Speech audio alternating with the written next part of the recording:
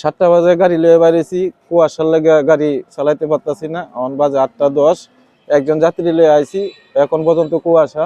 সকালে প্রচন্ড ঠান্ডা, সারাদিনে সূর্যের আলো দেখা পাওয়া যায় না।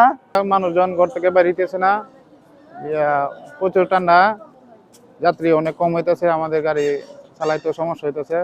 বাচ্চা তো তাগলি দিব তো, গরিবের তো জুলা তো কারণ তো লাগবো না, না পারলে তো ওয়াই নাই, কেউ তো গেলে তো না।